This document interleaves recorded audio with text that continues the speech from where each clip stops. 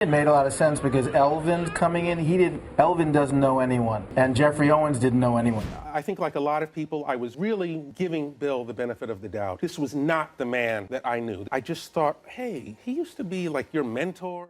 For nearly a decade, millions tuned in to watch The Perfect Family, a warm, loving household that seemed untouched by the drama of the real world. But while America was laughing in their living rooms, something very different was happening just beyond the camera's view. Behind the smiles, careers were crumbling, friendships were breaking, and the very people who brought these beloved characters to life were quietly disappearing, without explanation. Why did some of the brightest stars from one of the most successful shows in TV history simply vanish? The truth is far more complicated and far more shocking than anyone imagined. From the moment it premiered in September of 1984, The Cosby Show wasn't just another sitcom. It became a television revolution. Every Thursday night, living rooms across America would light up with the sound of that jazzy theme song, followed by the sight of a family that seemed to have it all. The Huxtables weren't struggling, they weren't dysfunctional, and they weren't weighed down by the cliches that had long dominated portrayals of black families on TV. Instead, they lived in a brownstone in Brooklyn Heights, where the walls were filled with warmth, wit, and wisdom. At the head of the family was Dr. Heathcliff Huxtable, played by Bill Cosby, a charismatic, quick-witted obstetrician who seemed to have a joke or lesson ready for any situation. His wife Claire, played by Felicia Rashad, was equally impressive, a brilliant, stylish attorney who could out-argue anyone, yet still somehow make it to dinner with the family every night. Together, they were the gold standard of TV parenting. They were aspirational without being unrelatable, proof that a sitcom family could be loving, functional, and still funny. Their 5 children, Sandra, Denise, Theo, Vanessa, and Rudy, gave viewers a range of personalities to connect with. Theo, played by Malcolm Jamal Warner, was the relatable teen stumbling his way toward adulthood. Vanessa, portrayed by Tempest Bledsoe, was the witty middle child trying to carve out her place in the family hierarchy. Rudy, played by Kesha Knight Pulliam, became the adorable youngest daughter who could steal a scene with just a smile. And then there was Denise, the second oldest daughter with an adventurous spirit and a fashion sense entirely her own. On the surface, everything about The Cosby Show screamed harmony. It was warm, funny, and smart. Critics praised it for redefining the television landscape, while audiences embraced it as a reflection of what family life could be. It consistently topped the ratings, often beating every other show on television by a wide margin. For 8 seasons, the Huxtables became America's family, and their world seemed untouchable. But television has a way of hiding its shadows. For all the laughter and life lessons the Huxtables delivered each week, there was another story unfolding off-camera, one that didn't make it into the scripts. The same show that projected unity and perfection was also the site of creative clashes, personal conflicts, and power struggles. One by one, cast members who once seemed like essential pieces of the Huxtable puzzle began disappearing. Sometimes their exits were explained in vague terms: creative differences, storyline changes, natural evolution. But the real reasons were rarely spoken about publicly. They involved disagreements over image, artistic control, and the sometimes suffocating expectations placed on the people who played these beloved characters. And the first, and most famous, of these departures came from the actress who played one of the show's most beloved characters. She was the style icon of the Huxtable family, the one who stood out from her siblings, and the one fans adored for her independent streak. But behind the charm and charisma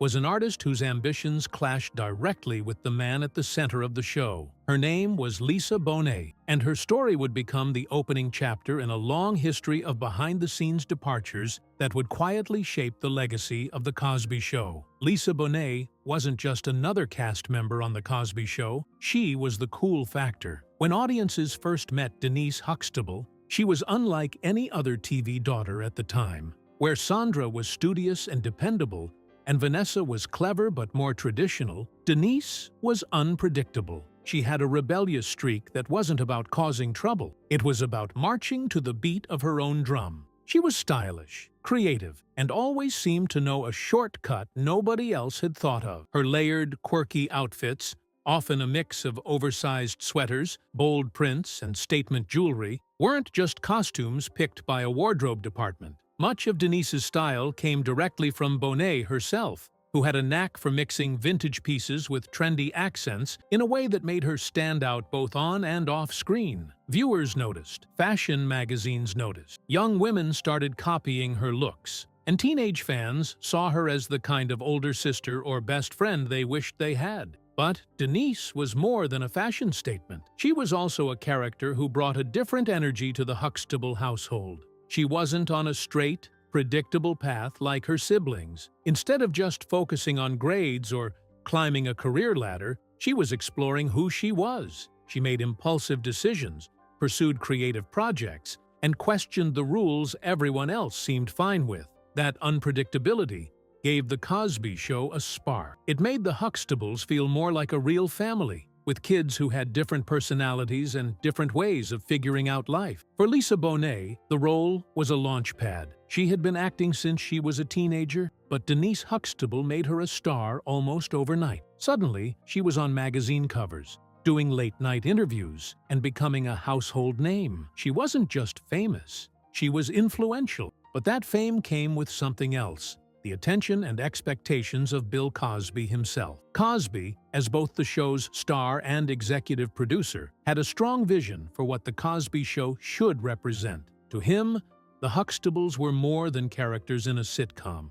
They were role models, ambassadors of a certain kind of family life he wanted to present to the world. That meant the actors playing them weren't just expected to hit their marks on set. They were also expected to embody that same image off camera. For a while, that dynamic seemed to work. Cosby saw himself as a mentor and father figure to the younger cast members. Bonet respected him and appreciated the opportunities the show had given her. But as she grew older, the balance began to shift. She was no longer the teenage newcomer eager to follow the rules. She was a young woman with her own artistic ambitions, her own sense of identity, and a desire to explore roles that pushed her boundaries. And that's where the seeds of conflict began to take root. Bonet's vision for her career didn't always align with the wholesome, carefully controlled image that Cosby had built for the Huxtable family. She didn't want to be boxed into one type of role forever. She wanted to test herself, to take on projects that might be messy, complicated, and, yes, even controversial. It was only a matter of time before those two visions collided, and when the moment came, it would set off a chain of events that changed her place in the Cosby Show universe forever. By 1987, Lisa Bonet was more than just Denise Huxtable. She was one of the most recognizable young actresses in America.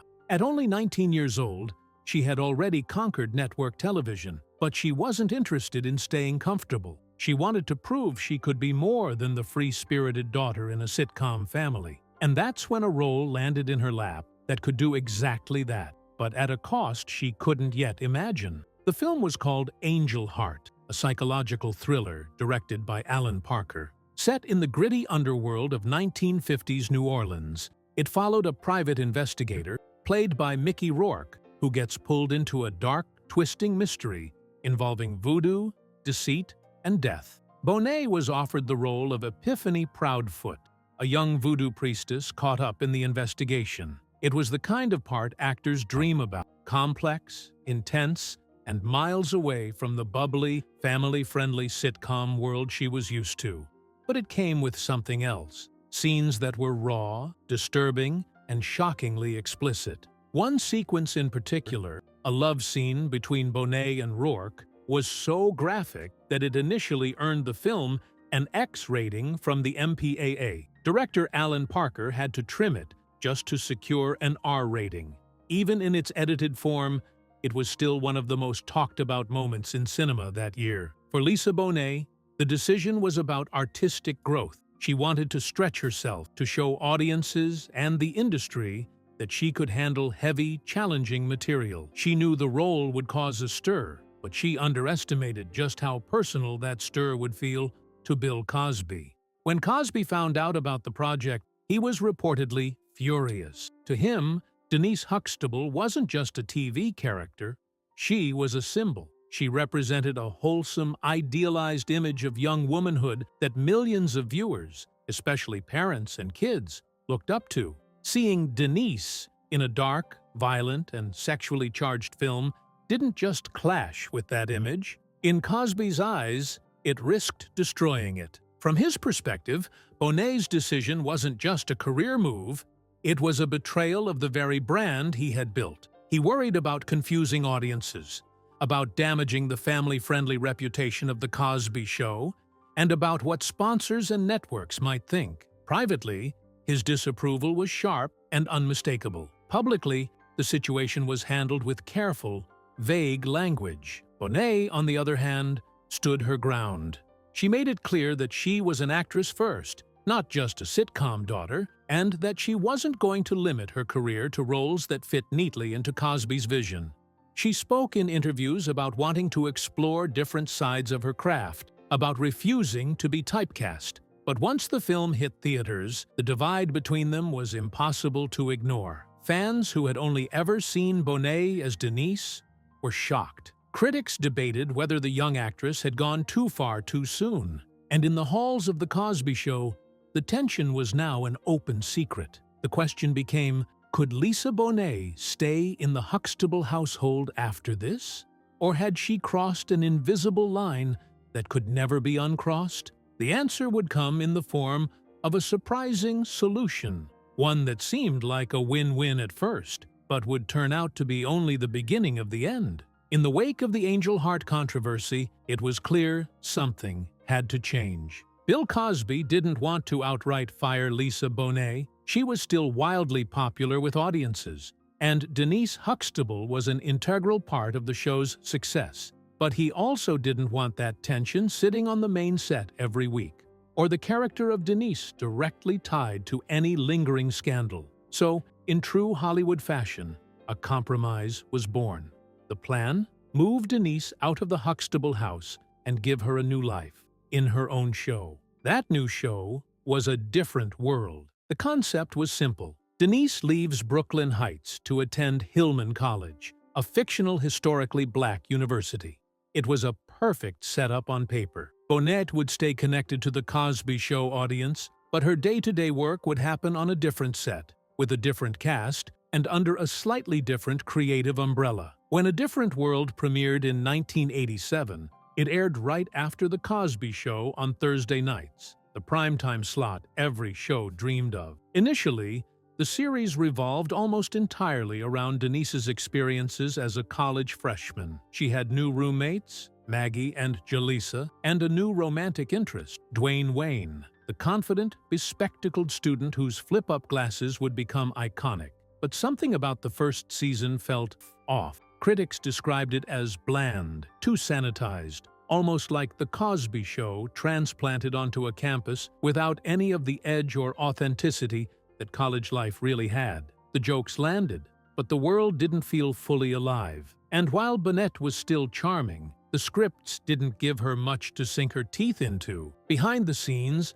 a bigger shakeup was brewing. Debbie Allen, a celebrated choreographer, director, and actress, was brought in at the start of the second season to overhaul the series. Allen had attended Howard University herself, and she wanted A Different World to feel real. Her vision included storylines about racism, sexism, political activism, and even sensitive topics like sexual assault. It was a bold departure from the safe territory the first season had played in. But there was a problem. By the time Allen arrived, Lisa Bonet was already stepping into a major change in her real life. In late 1987, during the first season, Bonet eloped with musician Lenny Kravitz in Las Vegas. Soon after, she became pregnant with their daughter, Zoe. From a storytelling perspective, this could have been an opportunity to give Denise one of her most compelling arcs yet. But for Bill Cosby, it was a line he refused to cross. Writing Denise Huxtable as an unmarried college student who was pregnant didn't fit the carefully maintained image he had spent years building. To him, it wasn't just a plot choice, it was a moral one. In his eyes, Showing that storyline on national television would send the wrong message to young viewers. And so, the decision was made. Denise would leave Hillman College. At the end of A Different World's first season, the character dropped out, and Lisa Bonet was written out entirely. Officially, it was explained as creative differences. Unofficially, it was the result of a refusal to let reality, either Bonet's or Denise's, exist outside Cosby's control. Debbie Allen went on to reshape A Different World into a sharp, socially conscious series that thrived without its original star. Meanwhile, Lisa Bonet, who had been the center of 2 hit shows, suddenly found herself off the air. For most actors, that would have been the end of their connection to the Huxtables. But in 1989, a surprising twist brought her back, at least for a while. By 1989, a year after leaving A Different World, Lisa Bonet was at a career crossroads. She'd gone from being one of the most visible young stars on television to suddenly having no regular screen presence. The entertainment press speculated endlessly. Was she blacklisted? Was she done with acting? Or was there still room for Denise Huxtable in the world Bill Cosby had built? Then came the surprise announcement. Denise was coming home. The return was carefully crafted. In The Cosby Show's 6th season, Denise reappeared not as the free-spirited college dropout fans last saw, but as a married woman with a stepdaughter. According to the new storyline, Denise had traveled to Africa, met and married Navy Lieutenant Martin Kendall, played by Joseph C. Phillips, and instantly taken on the role of stepmother to his young daughter Olivia, played by an adorable pint-sized Raven Simony, who quickly stole hearts. It was a strategic move. By reintroducing Denise as a wife and mother figure, the show sidestepped the out-of-wedlock pregnancy storyline that Cosby had refused to include. It restored Denise's wholesome image, gave the show a fresh injection of cuteness with Olivia, and provided new storylines for the extended Huxtable family dynamic. And at first, it seemed like the gamble worked. Ratings ticked upward. Viewers were happy to see Denise back in the brownstone. Lisa Bonet appeared engaged, and the addition of Raven Simony created a new layer of warmth and humor. It almost felt like the behind-the-scenes tension had been resolved. Almost. Over time, the old problems began creeping back. Reports from the set described a strained atmosphere. Bonet was said to be frequently late for filming, sometimes unprepared, and still clashing creatively with the show's direction. For Cosby, who prided himself on professionalism and control, this was unacceptable. For Bonet, it was déjà vu, once again feeling boxed into a version of Denise that didn't reflect the complexity or growth she wanted to bring to the role. By 1991, during the show's 7th season, the decision was made. Lisa Bonet would be let go, this time for good. The official explanation was, once again, creative differences. But this time, there would be no spin-off, no talk of a future return. Her character was quietly written out with a throwaway line. Denise had moved to Asia with her husband. After that, Denise Huxtable was little more than a ghost in the Cosby Show universe, mentioned only in passing and absent from the series finale. Bonet's exit wasn't explosive in the tabloids, but for those who'd followed her journey, it marked the end of a long, drawn-out battle between a young actress searching for artistic freedom and a showrunner unwilling to bend his vision. Lisa Bonet's story had started as the shining arc of a breakout star, and ended as one of the most talked-about examples of how quickly a career can shift when ambition and authority collide. But she wasn't the only one whose experience on the show ended in disillusionment. The next departure came from an actor whose character's very existence was tied to Denise's, and who had his own complicated and at times humiliating story about working with Bill Cosby. When Joseph C. Phillips joined The Cosby Show in 1989, he was stepping into what looked like a dream job. He'd been cast as Navy Lieutenant Martin Kendall, Denise Huxtable's new husband, a role that not only expanded the Huxtable family, but also positioned him as a steady, grounded counterbalance to Denise's free-spirited unpredictability. For Phillips, it was more than just a role. He had grown up watching Bill Cosby break barriers in entertainment, and he saw him as a personal hero, Landing a spot on the #1 show on television, working alongside someone he admired, seemed like the ultimate career milestone. And at first, it was exactly that. Martin was written as dependable, disciplined, and calm under pressure, the kind of man who could navigate both military service and the chaos of the Huxtable household. Alongside Martin came Olivia, the scene-stealing stepdaughter, played by Raven Simonet. Their introduction brought fresh energy to the show. Martin's no-nonsense demeanor contrasted perfectly with Cliff's playful nature, and his scenes with Olivia provided plenty of wholesome, heartwarming moments. On the surface, everything looked like it was falling into place for Phillips. But behind that surface, cracks were already forming. Phillips has since spoken openly about the difficulties he faced during his time on the show, and many of those difficulties came from the two people he worked with most closely, Lisa Bonet and Bill Cosby. With Bonet, the chemistry the audience saw on screen didn't always match the reality off-camera. Phillips has described her as distant and often disengaged. She would reportedly arrive late to set, sometimes unprepared, and, in his words, appear uninterested in the work. Lines were mumbled, energy was low, and there were times when she seemed openly dissatisfied with being there. For Phillips, who was trying to build his footing in a high-pressure environment, this was frustrating. Creating a believable, loving marriage on screen is hard enough when everything's working, but when your scene partner feels disconnected, it's almost impossible. If his relationship with Bonet was awkward, his interactions with Cosby were something else entirely. At first, Phillips approached Cosby with admiration, eager to learn from someone he considered a legend. But that respect began to erode after a moment he would never forget. In front of the entire cast, crew, and even the live studio audience, Cosby tore into Phillips over a line reading. It wasn't quiet, and it wasn't subtle.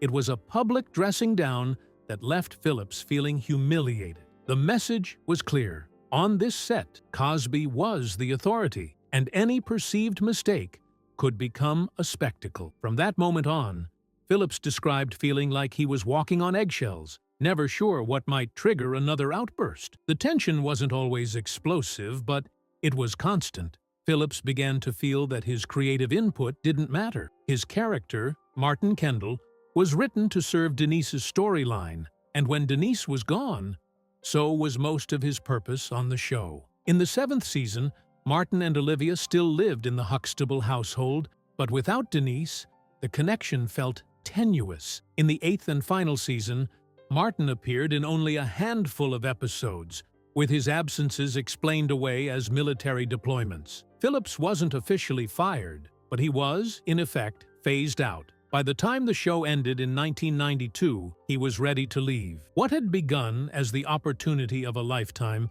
had turned into an experience marked by disillusionment. His story didn't make headlines the way Lisa Bonet's did. There was no dramatic scandal, no public war of words. But Phillips's quiet departure revealed something important: that the tension on The Cosby Show wasn't just about rebellious young actors challenging Cosby's vision. It was also about the climate of control and intimidation that could make even the most disciplined, respectful performers feel unwelcome.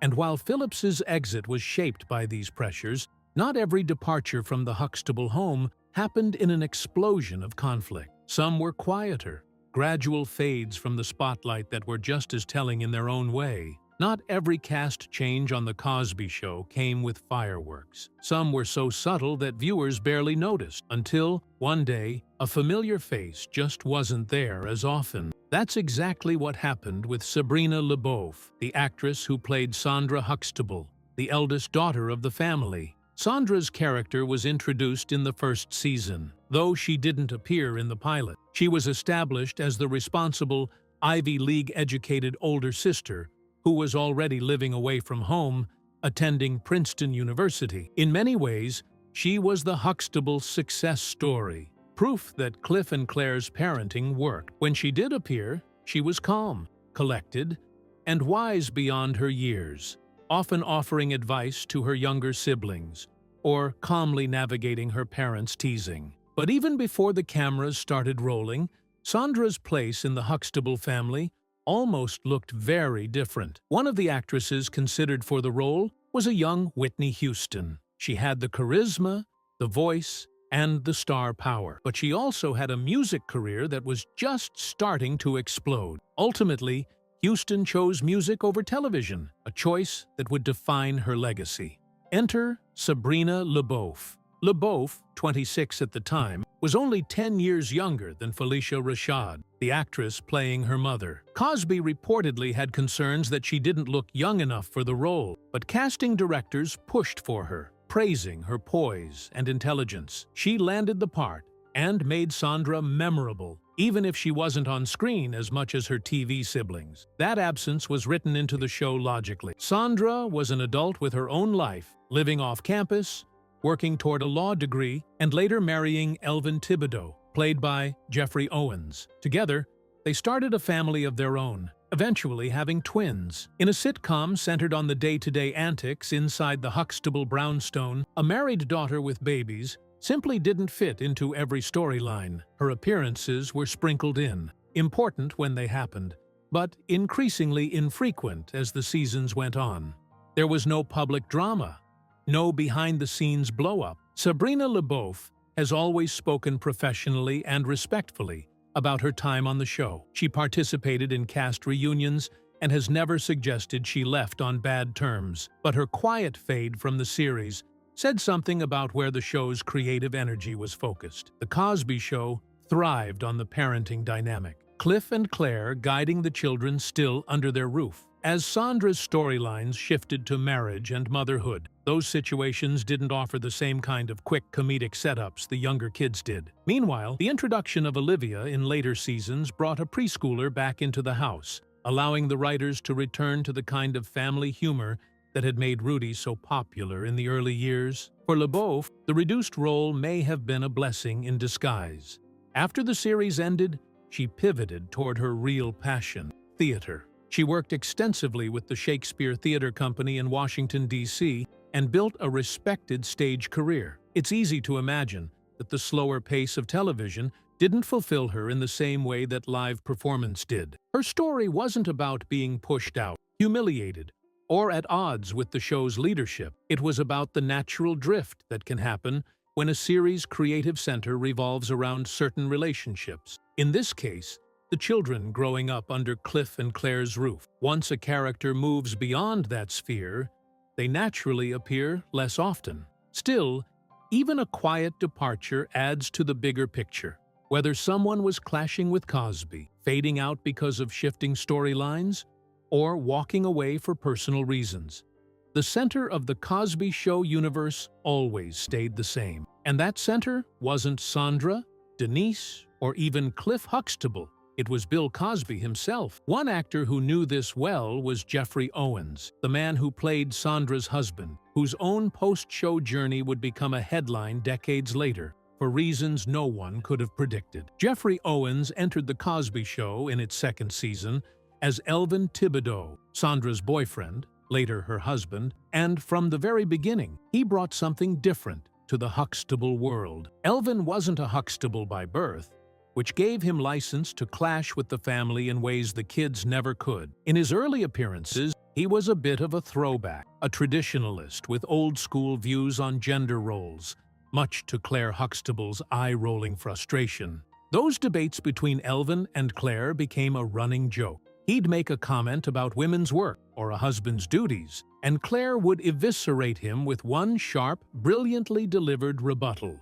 It was a dynamic audiences loved, and one that allowed Elvin to evolve.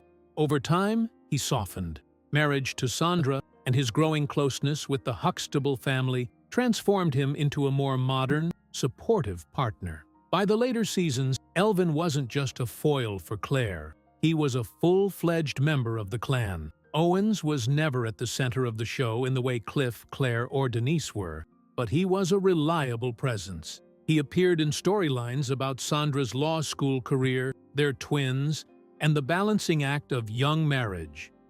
And unlike some of his co-stars, he stayed with The Cosby Show until the very end in 1992. When the series wrapped, Owens faced a challenge that many actors from long-running, high-profile shows encounter. The shadow of an iconic role. For 8 years, he had been Elvin Thibodeau to millions of viewers. Casting directors and audiences alike couldn't easily separate the man from the character. Like many actors, he found that steady work didn't come as easily after the spotlight dimmed. Owens continued acting, but the roles were sporadic. Guest spots on shows here and there, stage work when it came along, teaching acting to support himself between gigs. He wasn't a tabloid fixture or a regular on the Hollywood party circuit. He was a working actor, doing what he could to sustain his craft and his life. Then, decades after The Cosby Show ended, Jeffrey Owens's name made headlines again, this time for something that had nothing to do with television. In 2018, a photo surfaced online of Owens bagging groceries at a Trader Joe's in New Jersey. Some media outlets framed it as a fallen star story, the classic narrative of fame followed by decline. But the reaction from the public was something else entirely. Actors, fans, and everyday people flooded social media with support, praising Owens for earning an honest living rather than clinging to the illusion of celebrity. Fellow performers shared their own stories of side jobs and gig work between acting opportunities. Owens himself handled the attention with grace, explaining in interviews that Trader Joe's gave him the flexibility to continue auditioning and pursuing projects without sacrificing financial stability. The viral moment had an unexpected upside. Casting directors who hadn't thought about him in years suddenly remembered his talent. Owens landed new opportunities, including a recurring role on a Tyler Perry series. His journey after The Cosby Show didn't involve scandal or a dramatic break from the Huxtable family. Instead, it reflected a quieter truth about life after fame. Even the most beloved TV roles don't guarantee lifelong stability. And for those who had spent years in the gravitational pull of Bill Cosby's empire, life after leaving that orbit could be unpredictable, sometimes humbling, sometimes liberating, and often a mix of both. With Owens, LaBeouf, Phillips, and Bonet, the exits may have looked different on the surface, but all of them, in one way or another, came back to the same unshakable truth. Bill Cosby was the center of the Cosby Show universe, and everything and everyone revolved around his vision. And in the final stretch of the story, that's exactly where all these threads come together. When you look at the stories of Lisa Bonet, Joseph C. Phillips, Sabrina LaBeouf, and Jeffrey Owens side by side, it's tempting to see them as completely different situations, different personalities, different circumstances, different outcomes.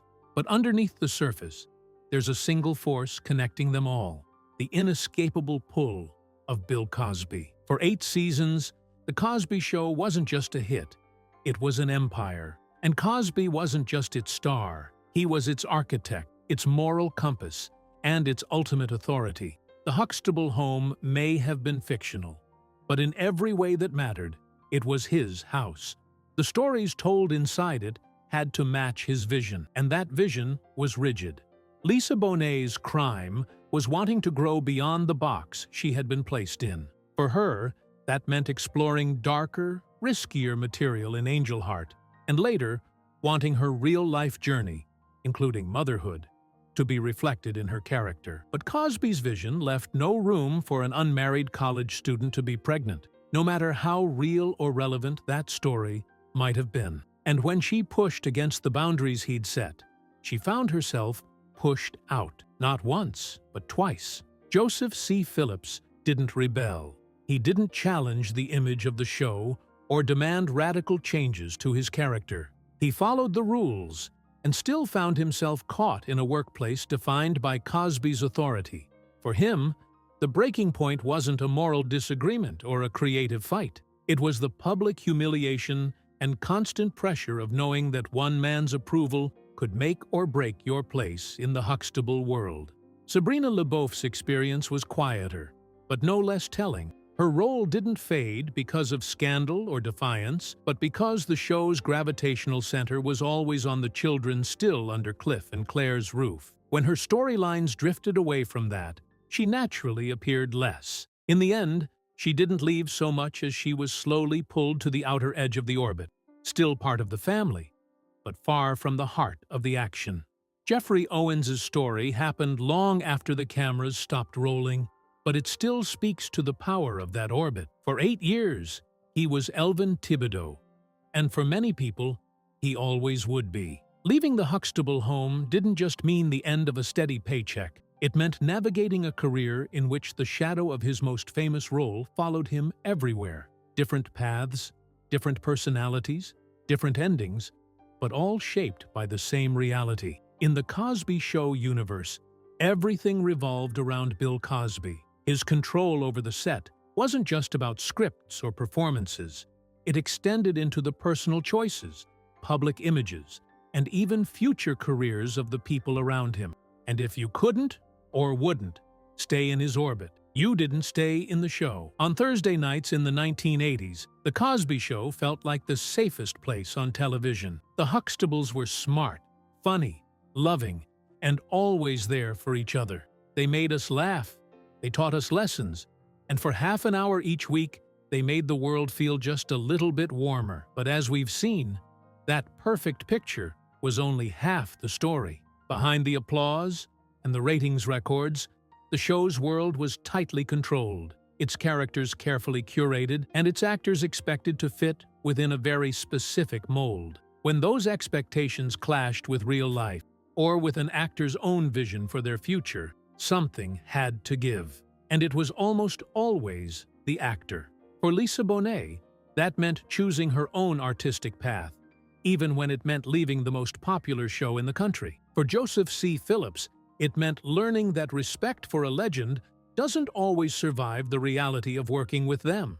For Sabrina LeBeouf, it was a gradual slide into the background as the show's focus stayed fixed on the children still at home. And for Jeffrey Owens, it meant facing the reality of life after fame, a life where dignity mattered more than clinging to an image. Different stories, but all orbiting the same truth. The Cosby Show was never just a TV show. It was a brand, a message, a controlled image, and the man at its center guarded that image fiercely. That control helped create one of the most beloved sitcoms in history, but it also created fault lines that eventually cracked, sending people drifting or pushed out of the Huxtable home. And those departures are just as much a part of the show's legacy as the laughter it brought to millions. Because in the end, the question isn't just why these actors left. It's what their stories tell us about the cost of keeping a perfect image alive, and about what gets lost when the truth stays off screen. So the next time you see the Huxtables gathered in that cozy brownstone, remember, it was a beautiful picture, but it wasn't the whole picture.